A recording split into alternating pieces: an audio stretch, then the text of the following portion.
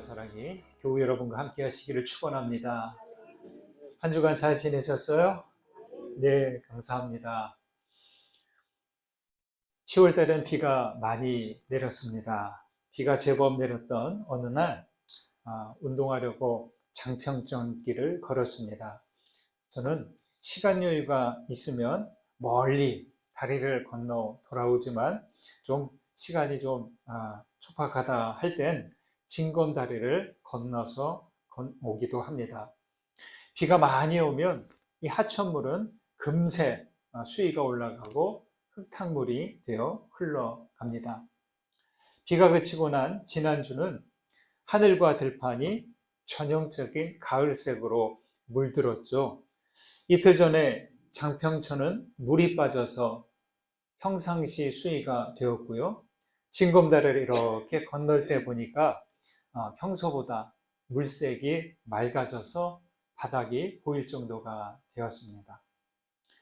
고대 중국에 구런이 지은 어부사라는 시가 있습니다.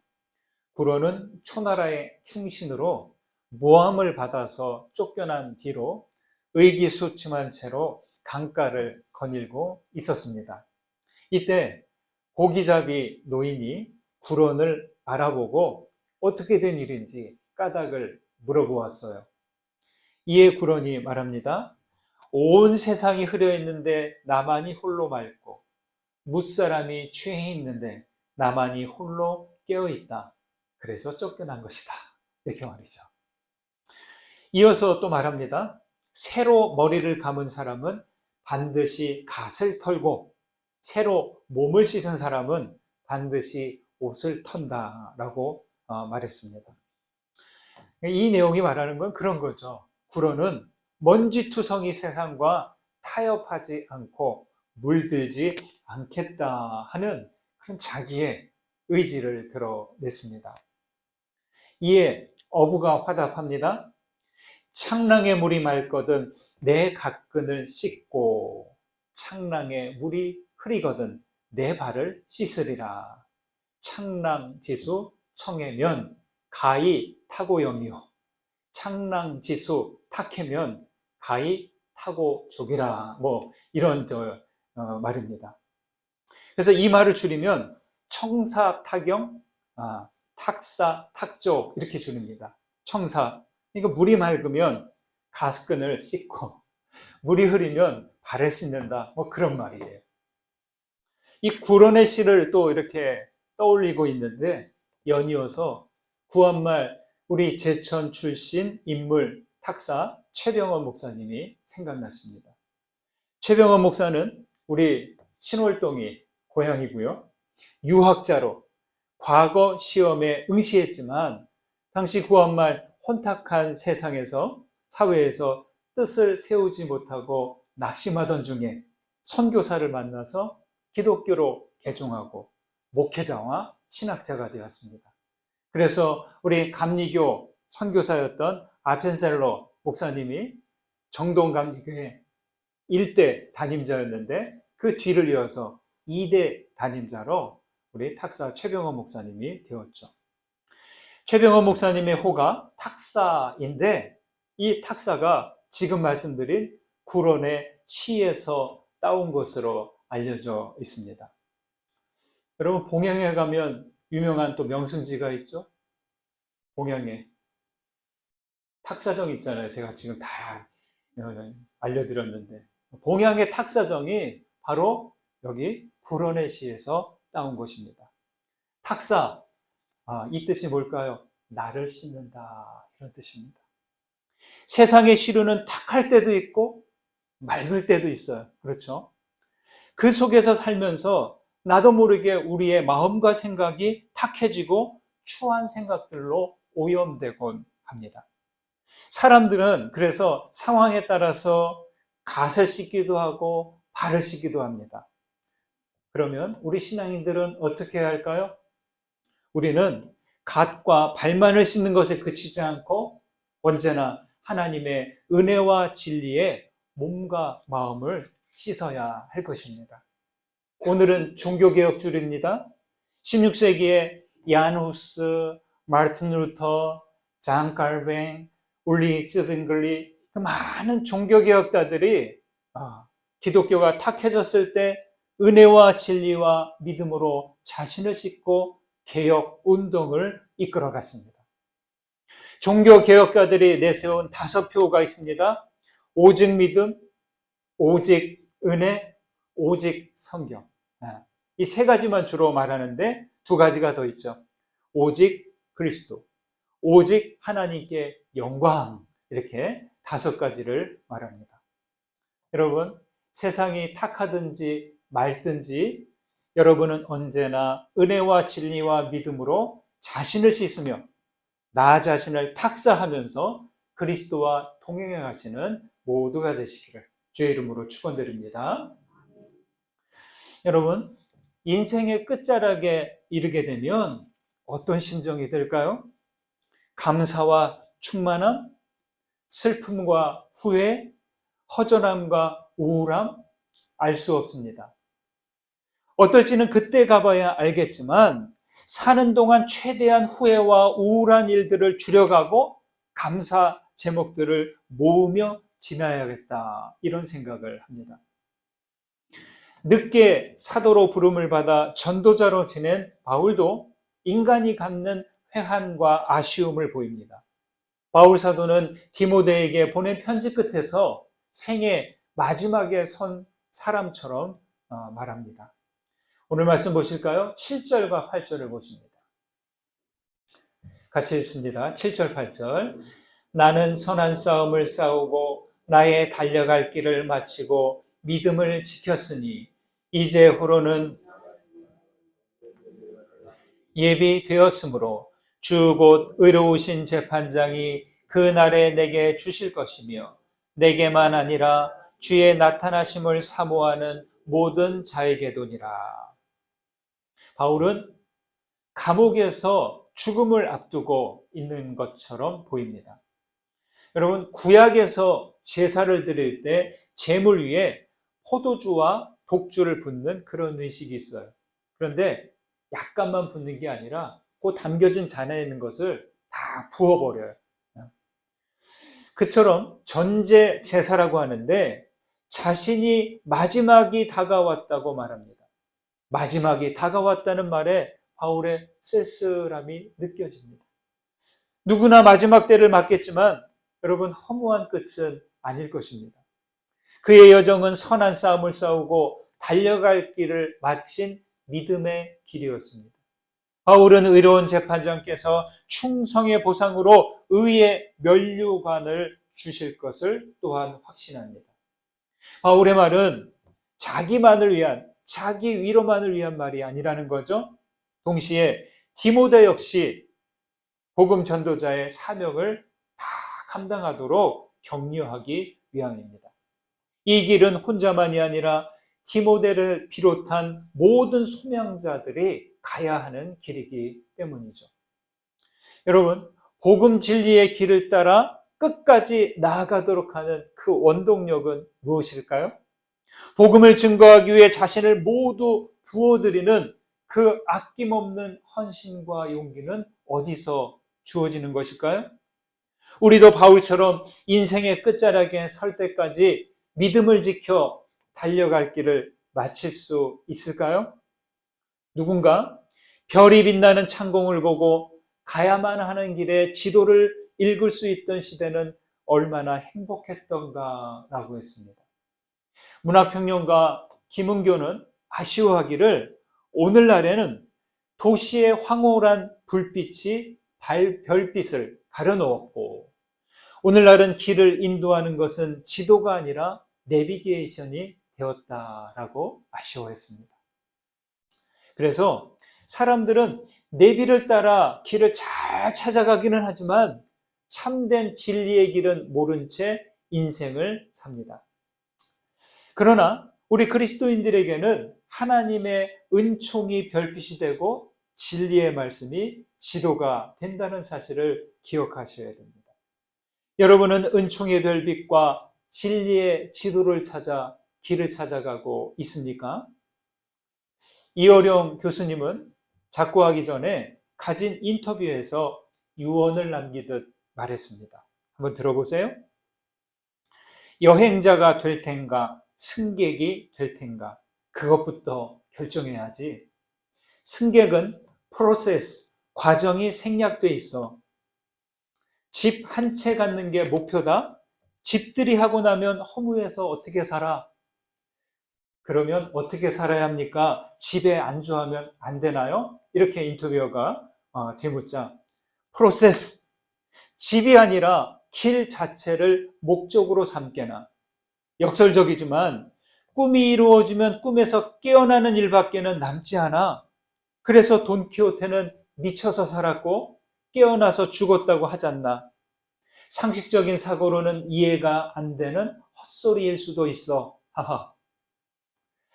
인터뷰어가 다시 되묻습니다. 그런데 선생님께서는 기어이 유언의 레토릭으로 말씀하시네요. 이어령 교수님이 이어서 말합니다. 꿈이라는 건 빨리 이루고 끝내는 게 아니야. 그걸 지속하는 거야. 꿈 깨면 죽는 거야. 내가 왜 남은 시간을 이렇게 쓰고 있겠나? 죽고 나서도 할 말을 남기는 사람과 죽기 전부터 할 말을 잃는 사람 중 어느 사람이 먼저 죽은 사람인가? 유언할 수 있는 사람이 행복한 거라네. 나는 행복한 사람이라네. 여러분은 여행자입니까? 승객입니까? 꿈을 이루셨습니까? 아직 꿈을 꾸고 있습니까? 꿈은 이루는 게 아니라 지속하는 것이다. 집이 아니라 길 자체를 목적으로 삼아라. 여러분, 그렇죠. 동의되고 또 공감합니다. 흔히 그런 말 하죠. 우리나라 사람들. 뭐로 가도 서울만 가면 돼. 어느 때는 맞아요. 하지만 인생길은 목표에 도달했다고 해서 되었다 할 수 없습니다. 그러면 믿음의 길은 더더욱 그럴 수 없습니다. 그래서 바울은 빌립보서 3장에서 이렇게 말했죠. 뒤에 있는 것은 잊어버리고 앞에 있는 것을 잡으려고 푯대를 향하여 그리스도 예수 안에서 하나님이 위에서 부르신 부름의 상을 위하여 어떻다? 달려간다. 이렇게 달려서 바울은 그 달려갈 길을 마쳤다고 합니다. 여러분, 우리 인생길에, 믿음의 길의 마침은 내가 정하지 않습니다. 인생의 마지막 때는 하나님께서 정하실 것입니다. 우리는 어떻게 해야 돼요? 다만 그 허락하시는 날까지, 그날까지 계속 믿음의 발걸음을 이어가야 하는 것이죠. 인생의 끝자락에 이르렀을 때 어떤 심정인지는 중요하지 않습니다. 은총의 별빛을 향해 갔느냐, 진리의 지도를 따라 갔느냐, 믿음의 길을 그때그때 충실하게 걸어갔느냐, 이것이 중요한 것입니다. 믿음의 여정을 마칠 때까지 멈추지 않고 달려갈 길을 나아가십시오. 여러분 모두 주님께서 준비하신 의의 면류관을 받으시기를 주님의 이름으로 축원드립니다. 16절과 17절을 보시겠습니다. 함께 읽습니다. 내가 처음 변명할 때에 나와 함께한 자가 하나도 없고 다 나를 버렸으나 그들에게 허물을 돌리지 않기를 원하노라. 주께서 내 곁에 서서 나에게 힘을 주심은 나로 말미암아 선포된 말씀이 온전히 전파되어 모든 이방인이 듣게 하려 하심이니 내가 사자의 입에서 건짐을 받았느니라. 아멘. 오늘 읽은 말씀 사이 9절에서 15절에는 바울이 그 인간적인 심정이 나옵니다. 바울이 투옥될 때마다 곁에 남은 사람이 없었어요. 그리고 지금도 마지막 때에도 많은 사람들이 그를 버렸다고 합니다. 대마도 같고 디도도 같고 늘 가까이 있었던 사람인데 정작 가장 필요할 때 이 동역자들이 이런저런 이유로 자기를 떠나갔다는 이야기죠. 그리고 지금 함께 있는 사람은 누가만 자기와 함께 있다고 합니다. 떠난 자들에게 허물을 돌리지 않지만 그래도 여기에 인간적인 서운함이 묻어납니다. 그리고 그의 외로움도 묻어납니다. 나옵니다. 여러분, 때때로 갑자기 외로움이 툭툭 일어서면서 그런 고독과 외로움이 느껴질 때가 있지 않습니까?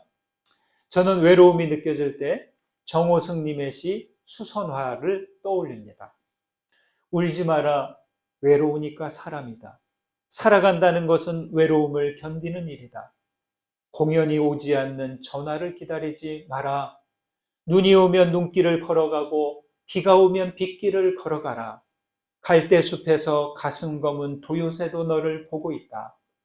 가끔은 하나님도 외로워서 눈물을 흘리신다. 새들이 나뭇가지에 앉아 있는 것도 외로움 때문이고 내가 물가에 앉아 있는 것도 외로움 때문이다. 산 그림자도 외로워서 하루에 한 번씩 마을로 내려온다. 종소리도 외로워서 울려 퍼진다. 외로우니까 사람이래요. 그런데 여러분, 사람만이 아니라 새들도 산 그림자도 종소리도 외로워하고 하나님도 외로워하신다고 하는데 공감이 됩니다. 실제 새들, 산 그림자, 종소리가 외로워할까요? 이거는 뭐예요? 시인의 그 외로움을 여기에 투영하는 거죠. 여러분, 외로움은 그런 거래요. 남에게 거절당하거나 자신의 존재 가치가 부정되는 것에 대한 두려움이래요. 내가 잊혀질까 봐. 나라는 존재를 사람들이 생각하지 못할까 봐 이게 두려워서 느끼는 느낌이라는 거죠. 누가 옆에 있든지 없든지 따로 떨어져서 혼자인 것 같은 감정. 내가 세상으로부터 전혀 이해받지 못하고 고립되어 있다고 하는 느낌이 외로움이라는 거죠. 여러분도 이렇게 외로움이 밀려올 때가 있으십니까? 외로움이 밀려오면 어떻게 할까요? 시인이 말하듯이 그냥 이 외롭고 쓸쓸한 감정 견디면 될까요?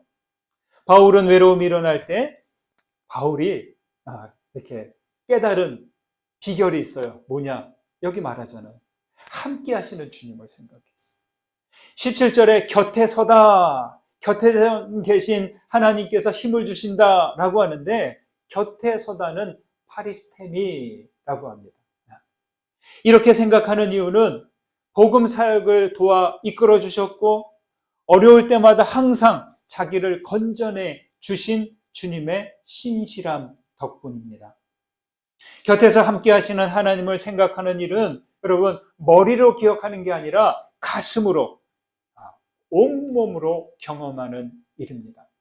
이것은요 부모가 자기 자식을 잊지 못하는 것이고 자녀가 부모를 잊지 못하는 일과도 같습니다. 부모는 어때요? 같이 자녀를 키우다가 이제 독립해서 떠나잖아요. 그러면 멀리 있어서 연락이 있는데도 연락이 잘 없어도 늘 하는 말이 있어요. 아유 이놈들 밥이나 먹고 지내나? 예, 보이지 않아도 연락이 안 와도 늘 자식들을 생각하는 게 부모 마음이죠. 그런데 자식들도 정신없이 바쁘게 살다가 고향 하늘을 바라보면서 아유 우리 아버님 어머니 잘 지내시나? 요때 전화 한번 하셔야 돼요. 서로 요때 부모님은 잘 지내? 그냥 목소리 한번 들으려고 전화했어. 이런 마음이 들 때 자녀들은 또 부모님께 전화드려서 뭐 어떻게 아침 공기, 저녁 공기 추워졌는데 잘 지내세요? 옷 두둑히 입고 지내세요? 이렇게 전화라도 한번 해야 되는 거죠. 바울이 자기 곁에 서서 힘주시는 주님을 기억하는 것은 바울을 부르시고 증인으로 보내셨기에 그렇습니다.